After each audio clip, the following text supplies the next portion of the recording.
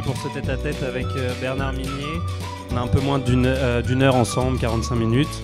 Je vois que la salle est nombreuse, il y a des fans. Je les ai vus avec leur téléphone, comme ça. Ai-je vraiment besoin de vous présenter Bernard Minier? Vous êtes auteur de romans policiers, roi du polar, un des rois du polar français. Vous avez été révélé dès votre premier roman, Glacé, en 2011, qui a remporté le prix du polar à Cognac, notamment, qui a été adapté en série. Et vous nous faisiez les présentations avec un certain Martin Servaz, qui sera votre héros récurrent, un policier intuitif, lettré, assez empathique aussi, qu'on retrouve dans Le Cercle, Sœur, La Vallée et plein d'autres. Mais cette année, c'est pour un roman à part, un pas de côté que vous venez nous présenter, puisque Martin laisse la place à Lucia. Vous allez nous faire les présentations. Première question d'abord, quand on est un auteur de polar, quand on a comme ça un héros récurrent, un fétiche, est-ce qu'on a besoin de temps en temps de faire un petit pas de côté, de le laisser respirer pour laisser la place à d'autres personnages? Peut-être, je sais pas. Oui, j'avais un peu envie de mettre Martin en congé parce que ça fait quelques bouquins que je fais avec lui, si j'ose dire. Et c'est un peu comme un vieux couple. De temps en temps, on a envie de faire des choses séparément. Mais c'est aussi surtout le fait que Martin, c'est un point de vue sur la société, c'est un point de vue d'un homme qui aujourd'hui, dans le dernier, c'est-à-dire La Chasse, a 53 ans, je crois, quelque chose comme ça. Donc c'est un point de vue masculin, c'est un homme de 53 ans, c'est la société française. Et ce que Lucia me permet de faire, alors c'est Lucia, hein, c'est pas Lucia, c'est italien, elle est espagnole. Bah c'est mes racines italiennes qui je suis très mauvais en espagnol. Et ce que me permet de faire avec Lucia, c'est que c'est un nouveau point de vue et c'est une autre génération aussi. C'est une femme, elle est plus jeune, c'est une femme, elle est espagnole, elle est enquêtrice aussi, mais elle a un point de vue un peu différent. Et ça m'intéressait beaucoup.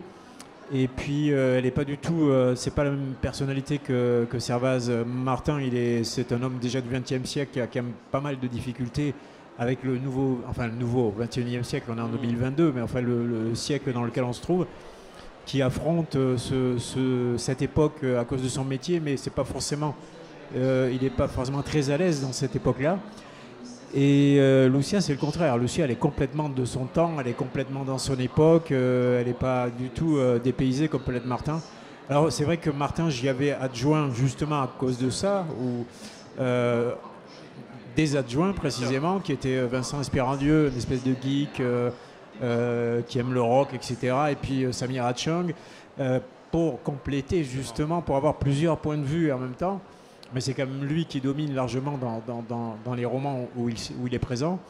Et avec Lucia, voilà, c'est une autre approche, c'est un petit peu différent. C'est toujours mon univers, hein, c'est toujours des crimes extravagants, des enquêtes policières aussi réalistes que possible, mais avec une enquêtrice qui est un peu complémentaire.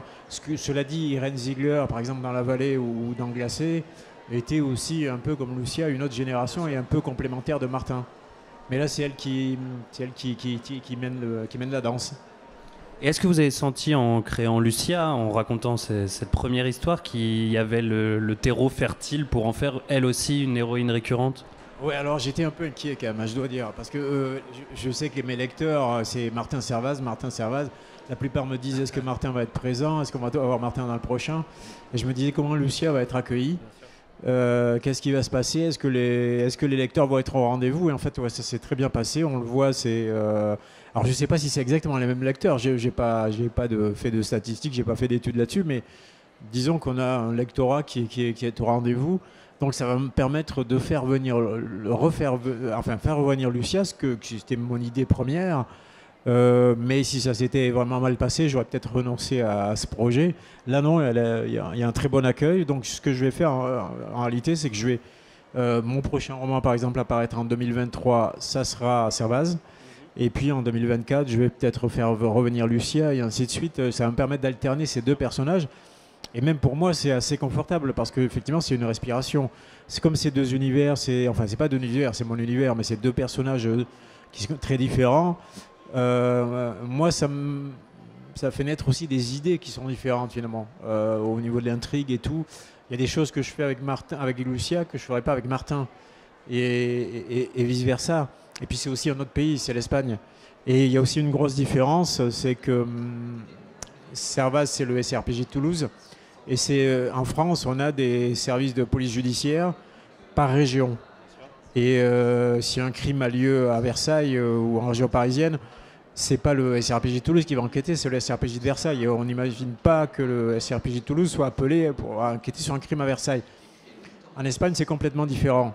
Le service auquel appartient Lucia, ça s'appelle la OCO, l'unité centrale opérationnelle, est basée à Madrid, mais ils sont projetés partout en Espagne quand il y a des crimes complexes.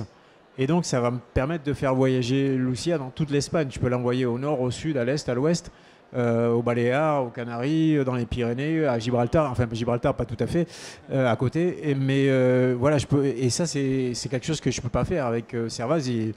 Il ne peut pas aller se balader sur les terres de Charcot. Déjà, Franck Tellier ne serait pas content. Et en plus, voilà, il n'est pas envoyé dans le nord, quoi. Il reste dans le sud-ouest. Même si dans le prochain, qui est déjà en bonne voie d'écriture et qui est déjà bien avancé, l'enquête qui commence dans les Pyrénées et à Toulouse va amener Servaz jusqu'à Paris, mais donc en collaboration avec le 36, qui n'est plus le 36 qui est des Orfèvres, mais qui est le 36 rue du Bastion. Donc il va y avoir quand même toute une partie du prochain roman qui se passe en région parisienne. Et ce que je voulais, vous avez commencé à en parler, mais c'était aussi un moyen de vous reconnecter un peu avec vos racines espagnoles, de vous dire ok, j'ai envie de créer une histoire qui se passe dans un pays qui me tient à cœur au final. Oui, bah oui, il y avait de ça. Oui, ma mère est née en Espagne, elle est arrivée en France à l'âge de 8 ans. Il y a très très longtemps. Hein. On parle d'avant la Seconde Guerre mondiale, à l'époque de la guerre civile.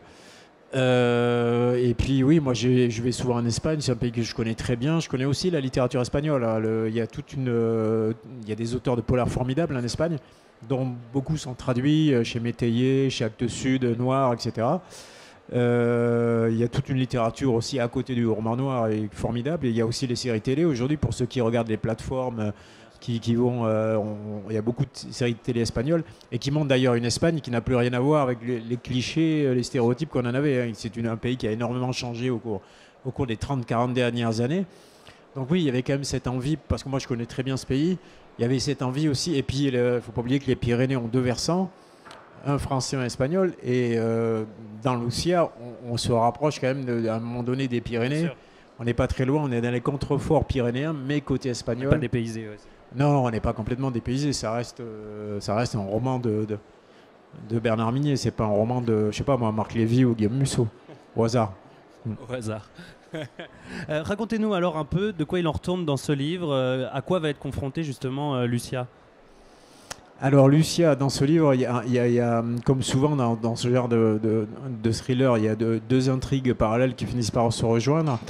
La première, c'est que Lucia découvre au tout début du roman son coéquipier suspendu à une croix, dans un calvaire, parce qu'il y a des calvaires en France, en particulier en Bretagne, etc. Mais il y en a aussi beaucoup en Espagne, toujours d'ailleurs à l'ouest, souvent en Galice, etc. Elle va retrouver son coéquipier, l'une des trois statues du calvaire a été décrochée, et à la place, elle trouve son coéquipier, c'est le prologue. Sauf qu'on a l'impression qu'il est suspendu dans les airs, qu'il est comme en lévitation, il n'y a pas de clou, il n'y a pas de lien, il n'y a rien. Et en fait, il a été collé par le dos, par l'arrière du crâne, et d'où le fait que les policiers aiment souvent donner des sobriquets aux gens qui traquent, en particulier quand c'est des tueurs sériels, d'où le surnom de tueur à la colle. Et à côté de ça, on a l'université de Salamanque, où pas mal de choses se passent dans le livre, à Salamanque, qui est une ville extraordinaire. À côté de ça, on a à l'université de Salamanque un groupe d'étudiants en criminologie qui, eux, ont mis au point un logiciel qui leur permet de trouver des points communs entre des affaires qui étaient déconnectées les unes des autres parce que géographiquement, elles étaient très éloignées, parce que ce n'est pas les mêmes services de police qui ont enquêté, parce que dans le temps, elles ne sont pas déroulées à la même époque. Et ce logiciel arrive à trouver des points communs qui relient ces affaires entre elles. Et ce logiciel a été mis au point par ces étudiants en criminologie. Et donc, là, pour le coup, le tueur qui est traqué par ces étudiants est un tueur qui s'inspire de tableaux de la Renaissance et du Baroque, et en particulier de tableaux, de peintures qui sont elles-mêmes inspirées des Métamorphoses d'Ovide. Parce qu'il faut savoir que les métamorphoses d'Ovide, comme beaucoup de choses à l'époque, c'est extrêmement violent. Les métamorphoses d'Ovide, vous avez des scènes comme le viol de Philomène par son beau-frère Thérée, qui lui coupe la langue pour l'empêcher de raconter à sa sœur ce qu'elle a vécu. Enfin, vous avez des choses épouvantables dans les métamorphoses d'Ovide, c'est vraiment très très violent. Et donc ce tueur s'inspire de ces métamorphoses et de ces tableaux pour mettre en scène ses victimes. Et au départ, bon, ce sont deux enquêtes déconnectées l'une de l'autre, mais qui vont finir par se rejoindre.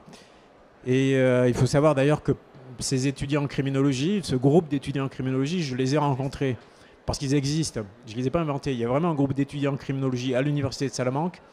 C'est le seul, je crois, en Espagne d'ailleurs.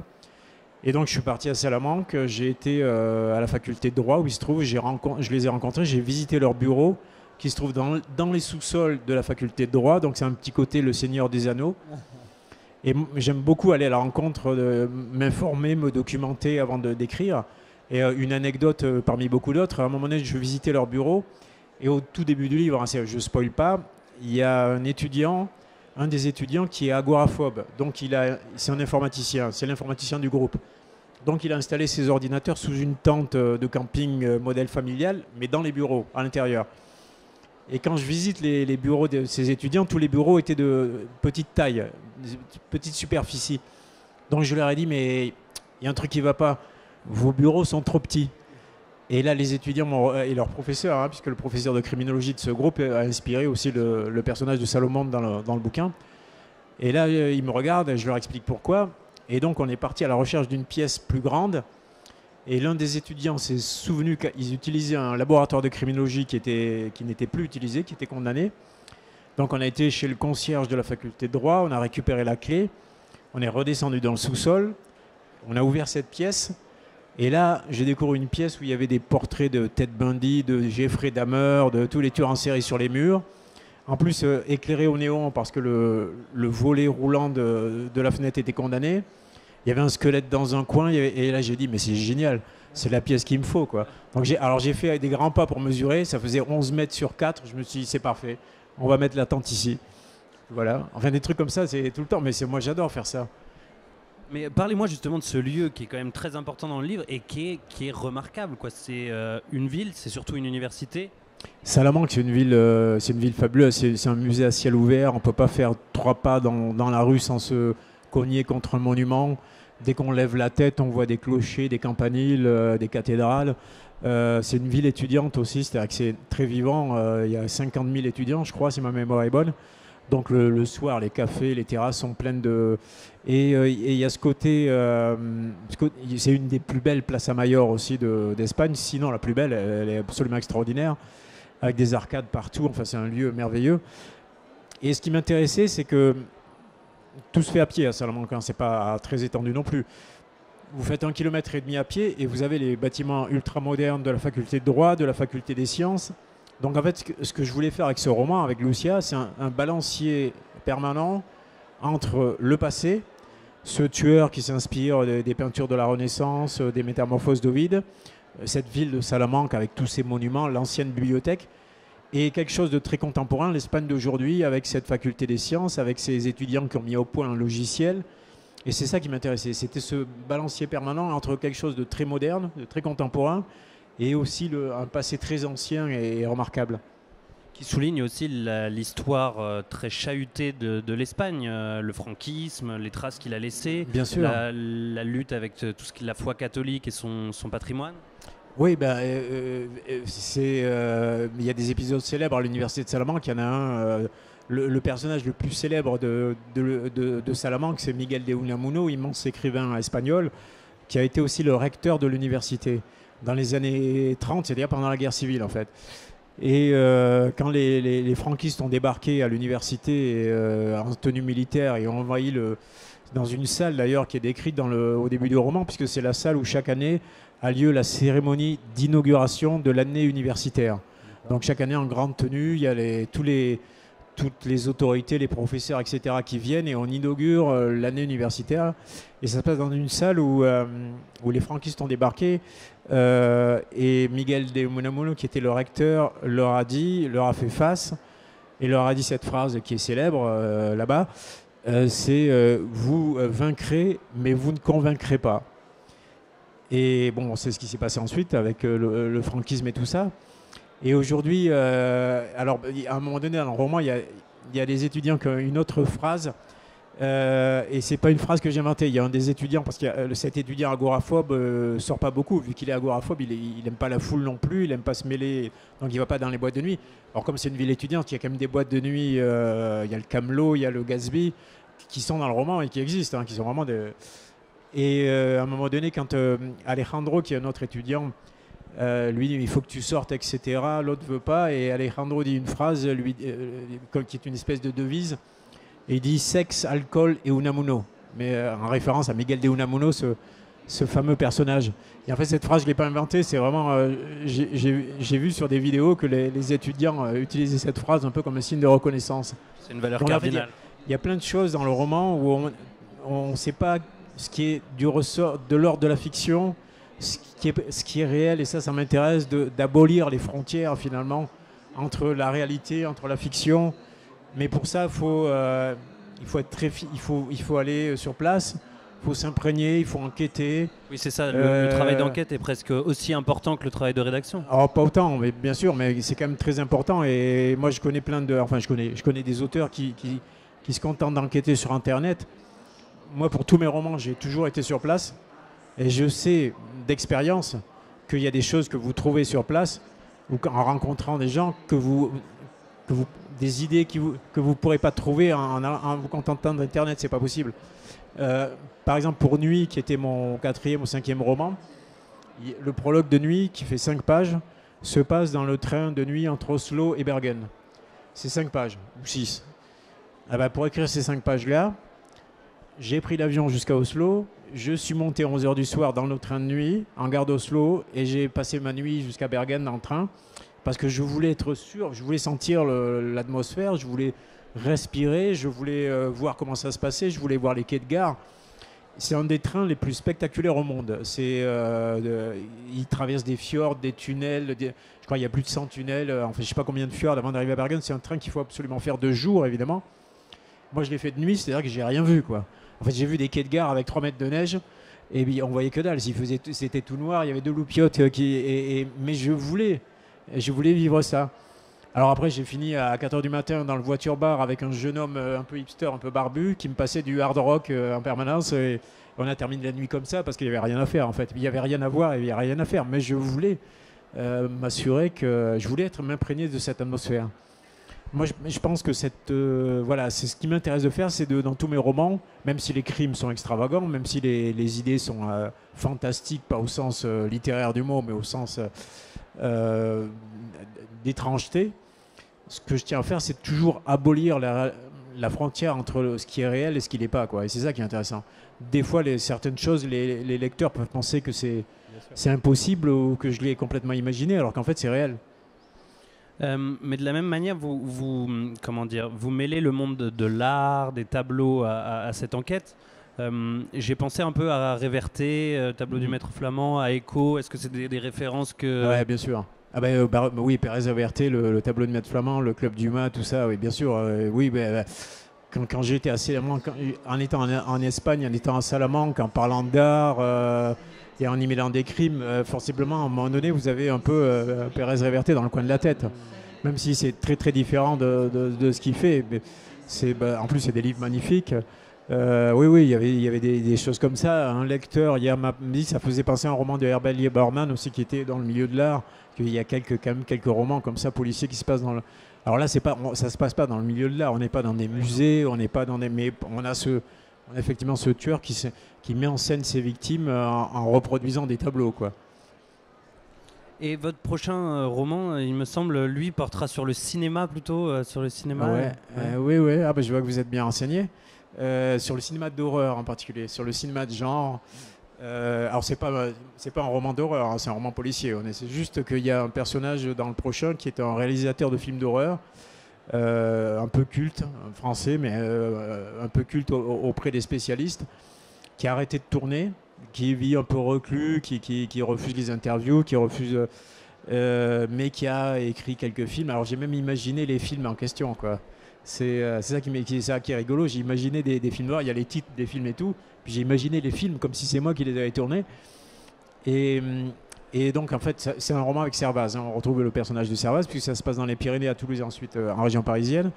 Et on a une étudiante en cinéma qui a réussi à convaincre finalement ce réalisateur reclus, ce réalisateur culte, de le recevoir et de parler de cinéma d'horreur. Et évidemment, on va avoir quelque part des crimes qui ressemblent quand même à des films d'horreur, voilà, des crimes épouvantables qui font référence à son cinéma. Vous en avez regardé plein pour vous...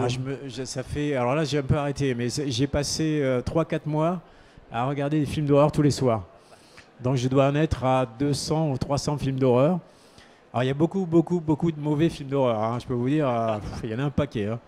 Mais après, j'allais déjà sur Allociné, sur Wikipédia, sur tout ça, et je regardais si les notes étaient extrêmement mauvaises, je m'abstenais, c'est pas la peine, je savais que ça serait pas terrible. Mais j'en ai regardé plein, et même au-delà, j'ai découvert de vraies pépites, hein, de vraies perles. Il y a des choses formidables.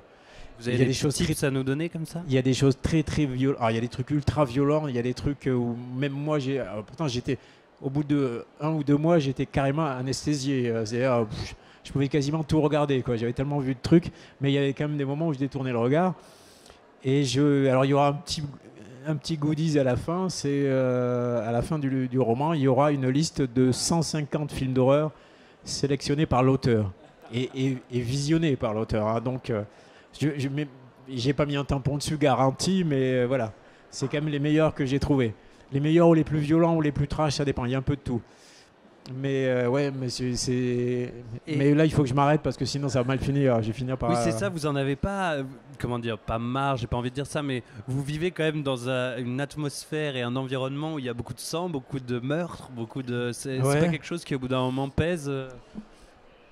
Non, je m'entends très bien avec mes voisins. Ça se passe très bien. Ils ont pas l'air spécialement inquiets. Voilà, on est assez potes. Là, en ce moment, ils sont, je sais pas, mais non, si mes voisins étaient inquiets, ça se verrait, quoi. Je veux dire, ils m'invitent de temps en temps, on prend le café. Voilà, donc non, ils n'ont pas l'air de me trouver.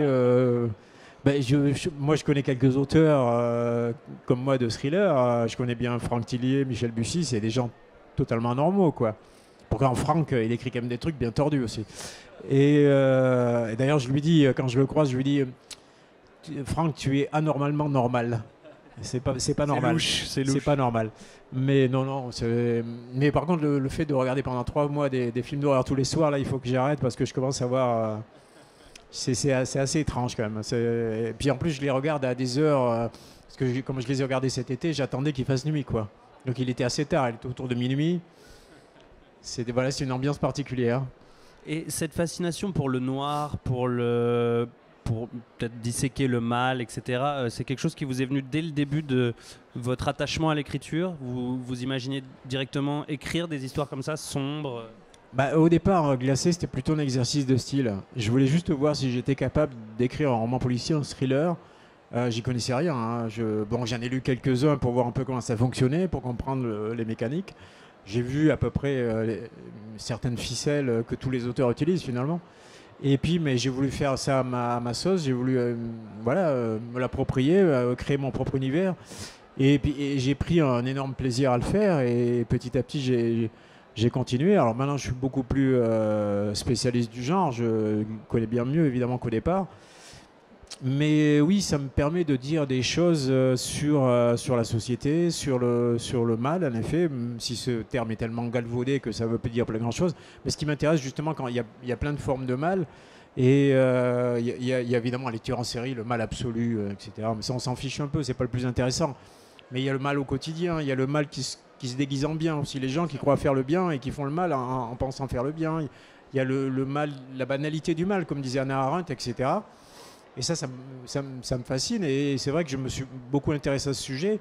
Et ça m'a amené à être lu et à rencontrer des gens très différents. Je suis lu, par exemple, par un célèbre archevêque médiatique qui lit tous mes bouquins. C'est curieux. Et donc, on a des discussions sur le mal. J'ai fait l'an dernier une table ronde, enfin, plutôt un échange avec un philosophe chrétien qui avait écrit un livre sur le mal, qui s'appelle Paul Clavier, qui était très, très intéressant. sur la question justement de l'existence du mal. Pourquoi le mal est-il dans le monde? Pourquoi le mal existe-t-il? Et c'était la question que lui-même se posait en tant que philosophe chrétien. Pourquoi le mal si Dieu existe? Et moi je lui ai répondu, mais même si Dieu n'existe pas, pourquoi le mal? Pourquoi le mal existe-t-il? Et c'est vrai, ce sont des questions qui m'intéressent énormément. Et le thriller permet de les illustrer d'une certaine manière. Oui, je voulais rebondir là-dessus. Hein. Les écrivains de polar tiennent souvent à souligner une chose, parce que c'est vrai qu'on n'en parle peut-être pas assez, nous journalistes, mais la portée sociale, la portée analytique de ce qui se cache derrière un polar. Vous n'êtes pas là que pour faire frissonner, mais aussi questionner en quelque sorte les errances de nos sociétés. Moi je dis souvent que mes lecteurs veulent le roller coaster émotionnel. C'est d'abord des émotions un thriller, il ne faut pas oublier. C'est d'abord des émotions, ils veulent le roller coaster émotionnel, ils veulent ces montagnes russes, ce Luna Park, mais ils veulent aussi qu'il y ait du fond. Et si ils terminent le roman avec on s'est imposé certaines questions, ils n'ont pas besoin de moi pour se les poser, c'est plutôt pour les leur rappeler en quelque sorte. Ils sont d'autant plus satisfaits. Si c'est une intrigue avec des twists, des surprises à la fin et tout, ils adorent ça. Mais si en plus il y a quelque chose, il y a du fond, il y a un questionnement sur la société, sur la direction que prend ce pays, par exemple, pour eux c'est encore plus intéressant, bien entendu. Mais c'est Milan Kundera qui disait ça. Milan Kundera disait l'esprit du roman, c'est l'esprit de complexité. Chaque roman dit au lecteur, les choses sont plus compliquées que tu ne le penses. C'est-à-dire c'est exactement l'inverse de la presse ou des politiques qui veulent tout simplifier. Mais voilà, et je me pose des questions. La chasse, par exemple, c'est très clairement la question, c'est quelle direction prend la société, qui est de plus en plus violente, quoi qu'on dise. Mais je me pose les mêmes questions que mes lecteurs, finalement. Je ne me place pas au-dessus d'eux. Je n'ai pas une parole d'autorité. Non, je suis parmi eux, je me pose les mêmes questions qu'eux. Sauf que comme moi j'enquête, je vais à la rencontre des policiers, des juges, des avocats, des étudiants en criminologie, etc. J'ai quelques petits éléments d'information en plus. Mais il faut... Après, à une époque, il y avait un certain roman noir qui était formidable. Hein, le néopolar dans les années 80, etc. Des gens comme Fajardi, comme Jean-Patrick Manchette, comme Iso, etc. C'était extraordinaire. Mais à un moment donné, le roman noir est devenu presque doctrinal. C'est-à-dire, c'était presque la leçon ou la portée sociale, où le message était presque plus important que l'histoire. Du coup, l'histoire devenait de moins en moins intéressante et les gens ont fini par se détacher de ça. Il ne faut jamais perdre de vue que l'histoire est d'abord, on est d'abord des raconteurs d'histoire. Il faut toujours que ça soit addictif. Moi, j'ai toujours envie que les gens tournent les pages. Et d'ailleurs, je vois avec tous les lecteurs qui sont venus hier, aujourd'hui, qui me disent, je peux pas, quand je commence à lire le soir, je peux pas m'empêcher de tourner les pages, donc je suis obligé de lire, et puis je me rends compte qu'il est 1h du matin et que le lendemain il faut aller travailler, et donc je referme le livre. Et moi, j'adore ça, évidemment. Même si moi, je dors très bien, même avec les films d'horreur. Mais ça pose la question du coup de pareil quand tu parles à beaucoup d'écrivains de polar. Ils ont toujours la sensation d'être un peu, comment dire, catégorisés, mis avec une étiquette, etc. En fait, ce que vous me décrivez du travail de l'écrivain du roman noir, il est le même que le romancier traditionnel de la Blanche. Oui, voire plus des fois même. Tu veux dire au niveau de la documentation, oui. Mais en fait, c'est aussi le sujet du prochain livre. Parce que le prochain livre, si tu veux, ça parle de cinéma d'horreur, entre autres. Hein. On ne parle pas que de ça, je vous rassure. Hein. C'est juste, il y a ce personnage, ce réalisateur. Mais qu'est-ce que c'est que le cinéma d'horreur? C'est un cinéma de genre. Et en parlant de ce genre de cinéma, indirectement, je suis aussi en train de dire quelque chose du genre qui est le mien, c'est-à-dire le thriller. Et de la façon dont un cinéma de genre ou une littérature de genre sont accueillis par la critique, par la presse, par les journalistes, par aussi. S'il y a cette question du genre, est-ce que le genre est noble, est-ce qu'il n'est pas noble, est-ce que c'est mieux ou c'est moins bien? Et en parlant de cinéma d'horreur, donc de cinéma de genre, je parle aussi de cette situation qui est celle du thriller. Alors j'ai fait souvent la réflexion que par exemple en France, on a eu un auteur de roman policier qui a eu le prix Goncourt, c'est Pierre Lemaitre. Mais il a eu le prix Goncourt pour son roman, à l'époque, hein, maintenant il en a écrit d'autres, mais à l'époque pour son seul roman qui n'était pas un roman policier. Au revoir là-haut, qui est un roman formidable. Sauf que quand vous allez en Espagne, puisqu'on y revient, comme Lucia, en Espagne, vous avez tu as des auteurs de romans policiers comme Lorenzo Silva, comme Victor Del Arbol, etc., qui ont eu les plus prestigieux prix littéraires espagnols, Cercas. à savoir le prix Planeta, le prix Nadal, c'est l'équivalent du Goncourt et du Renaudot chez nous, qui ont eu les plus prestigieux prix littéraires espagnols avec des romans policiers où Lorenzo Silva, c'est une paire d'enquêteurs, c'est vraiment le roman policier traditionnel, une paire d'enquêteurs qui mènent l'enquête, et il a eu l'équivalent du Goncourt avec ça. C'est vraiment des romans policiers, c'est pas... Pierre Lemaitre était un auteur de romans policiers, mais il a obtenu le prix Goncourt avec son seul roman qui n'était pas... Après, il faut aussi qu'il y ait une certaine qualité littéraire, il y a plein de choses qui entrent en jeu, bien entendu, il n'y a pas que le genre du roman. Mais c'est vrai il y a un rapport au genre qui est assez particulier. Et c'est un peu ce que traduit mon prochain roman. On a hâte de découvrir ça. Je peux pas m'empêcher, j'ai un maître du thriller face à moi, de vous demander comment on fabrique la peur, comment vous travaillez pour fabriquer un livre, pour essayer de bien... J'en ai parlé la dernière fois avec Franck Tillier, il me disait que pour lui, en tout cas, c'est de l'orfèvrerie. C'est-à-dire il glisse des choses page 35 et il pense que page 380, il doit mettre un peu l'écho à cette chose-là. Est-ce que vous travaillez aussi minutieusement comme ça? Ah oui, c'est une mécanique de précision, bien sûr. C'est de l'horlogerie. Il faut absolument être très précis, il faut être très minutieux, il faut penser à tout, il faut fermer toutes les portes aussi qu'on a ouvertes. Oui. Et puis il faut faire attention, oui, que ça soit cohérent. Alors ce que Franck a expliqué, en fait, c'est un nom, c'est une technique qui s'appelle préparation-paiement. Préparation-paiement, ça veut dire que s'il y a un revolver qui va être utilisé comme au théâtre, dans l'acte 3, il faut qu'on l'ait vu à l'acte 1. Il ne s'agit pas de sortir un truc du chapeau au dernier moment. Ah, tenez, je vous sors un coupable, vous ne savez pas qui c'est, mais hop. Non, si le coupable, il doit être présent depuis le début ou pas loin. On ne peut pas le sortir au dernier moment. Et c'est pareil, il y a plein de choses, ça s'appelle préparation-paiement. Et c'est une technique qu'on utilise tout le temps dans les romans policiers, à tous les niveaux, pour des détails comme pour des choses beaucoup plus importantes. Si vous avez un personnage qui est dans une piscine à la fin, il faut avoir montré la piscine avant, quoi. Enfin, plein de choses comme ça. Et donc c'est quelque chose d'assez codifié dans l'écriture. Est-ce que vous faites un plan? Est-ce que vous savez déjà où vous atterrissez au moment de commencer le livre? Oui, alors ça c'est carrément de l'ingénierie. On est obligé, quand on écrit dans ce genre-là, on est obligé d'être un peu ingénieur. C'est-à-dire, c'est une mécanique tellement précise qu'il faut vraiment savoir exactement comment toutes les pièces de l'horlogerie s'emboîtent, comment tous les engrenages vont... voilà. Alors c'était pas le cas au début quand j'ai écrit Glacé et Le Cercle. Je n'avais pas un plan de départ. Je savais où j'allais, je savais la fin évidemment. J'avais le début, j'avais quelques... Et ça me faisait perdre un temps fou. J'étais obligé de réécrire plein de choses tout le temps, de revenir en arrière, de changer. Je perdais un temps infini à ça. Aujourd'hui, non. Aujourd'hui, quand je commence à écrire, j'ai chez moi un tableau, il y a tous les tenants, tous les aboutissants, des flèches, des schémas, des croquis. Je sais qu'il va se passer ça à tel moment, etc. Parce que sinon, ça ne va pas fonctionner, c'est pas possible. Mais en même temps, il faut quand même une part de liberté, de spontanéité, parce que s'il n'y a pas de spontanéité... Oui, c'est ce que j'allais vous dire. Faut, dans le cadre, ça devient figé, ça devient rigide, c'est quelque chose d'un peu... on le sent, quoi, quand c'est vraiment trop préparé. Donc, il y a des moments où on écrit une scène, on l'a prévue 3 mois avant, et puis on s'aperçoit que la scène ne fonctionne pas. Et finalement, les personnages même nous amènent dans une autre direction. Donc, il faut accepter du jeu dans les rouages, il faut accepter une part d'improvisation. Enfin, en tout cas, moi, de mon point de vue, si on veut, parce que sinon, c'est quelque chose d'un peu rigide. Et puis, en plus, si vous levez tous les matins en sachant exactement ce que vous allez écrire dans la journée, j'ai été fonctionnaire pendant 26 ans, c'est pas pour le redevenir, quoi.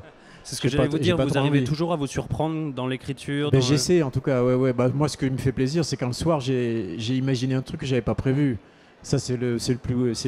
et ça arrive tout le temps. C'est des détails, c'est des choses dans des scènes. Quand le soir, je me dis, tiens, ça, c'est chouette. Et j'avais pas... voilà, c'est un truc que j'avais pas vu venir. Heureusement que je m'amuse un peu quand j'écris, parce que sinon, je pense que tout le monde s'ennuierait. Moi, je l'ai souvent dit, je cuisine les plats que j'ai envie de manger. Alors, en fait, je mets tous les ingrédients dans un roman que moi, en tant que lecteur, j'ai envie de trouver. J'écris un peu, entre guillemets, mon roman idéal, mais tel que je le conçois. Alors, c'est jamais complètement ce roman-là, mais j'essaie de m'en approcher. C'est en fait le roman que moi-même j'aimerais trouver dans une librairie. Je ne dis pas que j'ai pas des très bons romans dans les librairies, hein. Il y en a plein, et ceux de mes confrères. Mais au fond, un peu c'est le portrait robot du roman que j'ai envie de lire, quoi. Et c'est ce que j'essaie de faire. Et de la même manière, on se pose toujours la question, est-ce que vous n'avez pas un dommage collatéral quand vous écrivez? À force d'écrire, des romans à rebondissement, à suspense, à surprise. Quand vous vous confrontez à d'autres œuvres, à ne jamais être surpris ou à trouver plus rapidement que les autres l'auteur du crime? Ouais, je crois que Michel Bussy a dit ça dans son petit bouquin où il explique comment on écrit un roman. Il a dit qu'effectivement, nous autres auteurs, très souvent, on trouve la solution que les lecteurs ne voient pas forcément. Quand on lit les romans des confrères, on se dit « Ah bah ouais, c'est lui ». C'est un peu de la déformation professionnelle, on voit venir le truc, quoi. Puis après, il y a aussi... Mais les lecteurs, c'est pareil, parce que les lecteurs, ils commencent à vous... C'est ça qui devient difficile. Plus on avance, plus on a écrit de romans, plus les lecteurs vous connaissent. Donc ceux qui sont vraiment assidus, qui décortiquent un peu, ils savent que vous allez faire... ils se disent « Ah tiens, ce personnage-là, je connais Minier, je sais ce qu'il fait d'habitude, ce personnage-là, il est louche. » Justement, donc il faut à un moment donné... C'est un challenge du coup. Ouais, c'est ça, il faut changer le... Mais ça m'est arrivé dès mon premier roman, quand j'ai écrit Glacé, j'avais écrit 250 pages de Glacé, et pour ceux qui l'ont lu, et là, au départ, le coupable, c'était Irène Ziegler. Et j'avais 250 pages, il fait quand même 600 pages, voire 800 en poche. Hein, donc. Et je le soumets à un ami qui est un grand spécialiste de romans policiers, sachant que j'avais pas écrit encore la moitié du roman. Il me dit je sais qui c'est le coupable. Et je lui dis comment ça, tu sais qui c'est? Il me dit c'est la gendarme. Et là je me dis oh. Donc en fait j'ai tout changé, mais après ça n'est plus arrivé. J'ai acquis de l'expérience et je fais attention. Mais le premier roman, au départ, mon idée le coupable dans Glacé, c'était pas celui qui était prévu. Alors pour ceux qui l'ont pas lu, j'ai spoilé, vous avez déjà un coupable en moins, mais il en reste plein, vous inquiétez pas. Et voilà, donc c'est oui. Et puis alors, les lecteurs qui me connaissent, des fois, par exemple sur Lucia ou sur d'autres, ils me disent oui, mais j'avais vu venir. Après, il y a ceux qui vous disent j'avais vu venir le truc une fois qu'ils ont fini de le lire. Ah, c'est pas toujours le cas, mais ou alors qui soupçonnent tout le monde. Alors forcément, ils tombent juste à un moment donné. Hein, c'est inévitable. Bon, donc mais oui, plus ça va, plus les lecteurs nous connaissent et plus il faut être inventif, être futé et imaginer des trucs nouveaux pour les surprendre. Parce que en fait, c'est ça qui est paradoxal, c'est que les lecteurs, ils ont envie de découvrir qui est le coupable avant la fin, mais s'ils le découvrent avant la fin, ils vont vous reprocher de ne pas avoir fait le job. Donc c'est pas un boulot facile. Non, c'est pas un boulot facile, ça se saurait sinon. Et puis je vais vous poser une dernière question. Vous avez été publié tard, à 50 ans, je crois. Alors que ça faisait depuis votre enfance que vous écriviez, j'ai l'impression que l'écriture, elle vous collait au corps. Quel regard vous portez sur cette carrière tardive et sur aujourd'hui l'écrivain que vous êtes? Ouais, des fois je me dis que j'aurais peut-être dû essayer plus tôt quand même. J'aurais pu devenir auteur à 30 ans ou 40 ans, j'en sais rien. Moi j'écris que depuis que je suis tout petit. Quand j'avais une dizaine d'années, il n'y a que les gens de mon âge qui peuvent comprendre de quoi je vais parler. On lisait tous la même chose, on lisait des Bob Moran. Les petits chez Marabout qui étaient très bien distribués et on avait tous des Bob Moran dans nos armoires, dans nos bibliothèques. Et mes premiers textes, j'avais 10, 11 ans, c'était des petits textes avec des histoires de Bob Moran et Bill Ballantine que je passais à mes copains. Après, je suis passé à Lovecraft, avec après de la science-fiction. Donc j'ai toujours écrit. Bizarrement, j'ai jamais cherché vraiment à être publié avant Glacé. Et Glacé, ça a été formidable parce que j'ai envoyé le manuscrit à 5 maisons d'édition, toutes très connues. Et sur les 5, il y en a 4 qui m'ont contacté. Et ça a démarré tout de suite en plus. Voilà, j'avais pris une disponibilité, j'étais dans les douanes pour tout dire. J'avais pris une disponibilité et je pensais qu'au bout de 9 mois, je reviendrais à mon bureau. J'avais vraiment pas envie, mais enfin bon, je pensais que ça se passerait comme ça. Et puis je suis jamais revenu finalement. Et est-ce que j'aurais dû, je sais pas. Après, c'était peut-être le bon moment. C'était un moment aussi où le thriller français commençait à émerger parce qu'en fait, il y a une dizaine d'années, les têtes de gondole, c'était Harlan Coben, c'était Michael Connelly, c'était des gens comme ça. Les auteurs français, à part Jean-Christophe Granger, étaient plutôt derrière. Et puis petit à petit, on a fait reculer. Après, il y a eu les Scandinaves, il y a eu la vague des Scandinaves avec Stieg Larsson et compagnie, et Nick Mankel avant ça. Et puis petit à petit, on a fait reculer les Américains, on a fait reculer les Scandinaves, et on s'est retrouvé en tête de gondole. Donc, d'un autre côté, je pense que Glacé est arrivé au bon moment, quoi. Quand cette vague de thriller français a commencé à monter.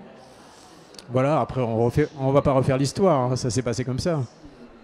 Merci beaucoup Bernard Minier. Merci à tous. Merci beaucoup. Merci. Et je vous invite à retrouver l'auteur sur son stand, bien évidemment.